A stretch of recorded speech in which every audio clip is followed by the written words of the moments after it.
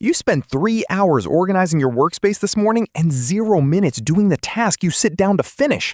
You start by adjusting your chair, then you wipe the desk. This isn't a strong work ethic, it's hiding in the safe work, and your brain runs it to keep you safe. The desk is clean, your whole morning is gone. I once spent an entire afternoon color-coding my project folders instead of writing a single line of the script. It achieved nothing. You'll spend 2 hours building a perfectly labeled spreadsheet for a project you haven't even started. In this video, you'll understand why your brain disguises fear as responsibility and what to do the moment you catch yourself hiding. A hidden reflex drives this loop. It pulls you away from the real effort right when you need to start. Once you see the true cause, everything changes. The cost of staying busy. The day starts with massive ambition. You sit down to tackle the one big task that actually matters, ready to finally make progress. Then you notice a slight mess. You clear it away. You'll waste 40 minutes researching the best pen to buy just to write a to-do list you never finish. Fake busy work feels amazing. The actual work just sits there untouched. You already try forcing yourself through it.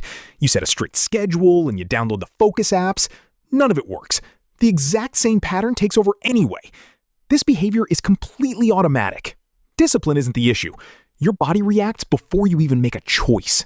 Every time this runs, your real goals get pushed back another week. You end the day totally wrecked from busy work, and the heavy lifting remains completely ignored. Nothing moves. Tomorrow, you'll wake up and run the exact same cycle. The exhaustion is real. The movement is an illusion. A specific trigger forces this reaction right before you take a meaningful step. Why more information keeps you stuck. 3 new books sit on your desk and a dozen tutorials fill your bookmarks. You confuse gathering information with doing the work. It feels like preparation, but every new article just pushes the start line further away. The document stays blank. The research phase becomes a permanent residence. Gathering context protects you from the sting of a bad first draft. As long as you keep reading, you never test your own ability. The unknown terrifies you. So you read another chapter to dodge the discomfort of trying and failing. You build nothing. That distance keeps you comfortable while the deadline gets closer. Picture packing your suitcase for 3 weeks. You fold every shirt perfectly and check the weather twice. You never buy the plane ticket. The trip is fake. You prepare for a journey you refuse to take.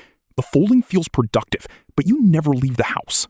Stop gathering resources. The only way out is a blind leap into the work itself. Set a 10-minute timer and write the first draft using only what's in your head right now. Close every browser tab related to research for the rest of the day. When the panic fades, you'll build sentences instead of saving them. The blank page finally breaks. The document is only the first place this stall appears. Your relationships carry the same burden. The cost is already rising, and the next place it shows up is even more expensive. Fixing them to hide yourself.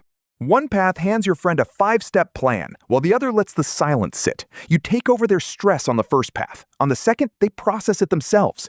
You fix everyone else's problems to avoid facing your own. Managing someone else acts as the ultimate distraction. You'll draft a color-coded budget for your sister while your own credit card bill sits unopened on the counter. Their crisis becomes your excuse. Solving their minor stressor gives you a rush of competence. It stops you from looking at your own life. Pure evasion. Picture a sinking boat. You furiously bail water out of your neighbor's vessel. You do this so you never have to look at the massive hole in your own hull. The bailing looks like loyalty. It isn't. That effort actually keeps you sinking. Drop the performance. Ask them if they want advice or if they just want to vent. Rushing to help is a way to dodge your own mess. Leave one of their minor complaints unsolved today. Let the silence hang when they mention a problem. The frantic urge to fix them fades. You finally see your own situation clearly. Dodging your own mess through other people is only a warm-up. The barriers you build when you're entirely alone cost you even more. The perfect system is a wall. 4 hours go into crafting a custom wooden shelf for a single book you haven't even opened. You create a flawless system for a habit you haven't started. You are just building a very expensive stall tactic. An entire weekend disappears into arranging your pantry perfectly. Every jar gets a label. You buy matching containers, line them up, and then order takeout anyway because actual cooking requires effort. Designing the space absorbs all your energy, leaving execution completely ignored. Waiting for the perfect setup guarantees failure. Do the task poorly with the tools you already have in front of you. Throw out the planner and take the opening step right now. Leave the room completely disorganized when you finish today. You end the day with a flawless system and zero output. Resting before the effort starts. 4 moments this fires. A quick stretch justifies skipping a short run. 1 nap becomes a mandatory requirement before you open your laptop. By the time evening arrives, you cancel everything just to recover from sitting still. Abandoning your goals entirely arrives next. You focus on recovering from the stress of the work before you actually do it. Exhaustion hits you from a workout you never completed. Anticipating the struggle drains your stamina faster than lifting weights. That 20-minute session on your blue foam roller provides a perfect excuse to quit. You strap on a thick plaster leg cast before you even attempt a jump. The plaster hardens. Now you can't move, and you get to blame the cast instead of admitting you dodged the leap. Relabel the fatigue as dread. That heavy sensation is just panic wearing a disguise. Changing the label makes the phantom exhaustion evaporate. From there, do 1 set of the movement cold, without any preparation. Start the clock only when your body moves. Hoarding your energy costs you. You are quietly starving your true ambition to preserve this routine. But you can choose a different path. Stop managing the fatigue and start moving through it. Shrinking the goal to stay safe. You already tried scaling it down to make it easier, and it didn't hold. You keep shrinking your goals so you never have to risk missing the big one. While lowering the target creates a false sense of safety, cutting the project in half ensures you'll never fall short. Right. Imagine trimming a tree so carefully that you accidentally cut it down to a stump. That's what happens here.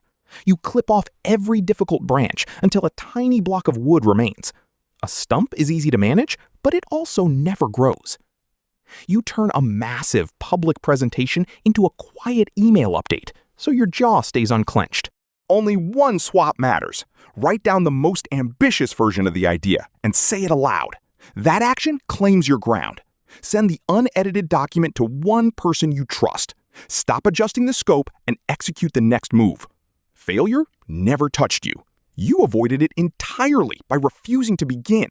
The hardest part is choosing to face the possibility of a public loss. How to drop the shield. Fear disguises itself as responsibility. You now know exactly what to do when you catch yourself hiding in the workspace. Psychologists call it experiential avoidance. A difficult goal seems dangerous, so you dodge it by doing busy work instead. Every time you choose a safe chore over the true risk, you trade your own growth for a brief second of comfort. You let an empty routine steal your momentum. You've been waiting for the perfect moment so long, you forgot you're the one holding the clock. Stop stalling. Your time is still yours to claim. If you're ready to walk away from the organized workspace and begin, subscribe.